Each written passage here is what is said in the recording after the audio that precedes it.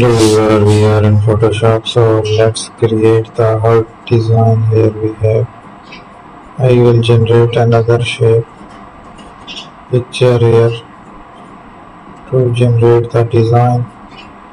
I will find another feature here. Let's create a new shape, generate some different designs, explore the extra features here.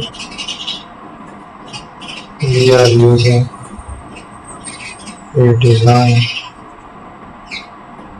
so there we have.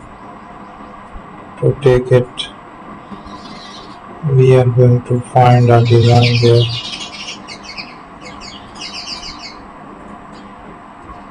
So here it is.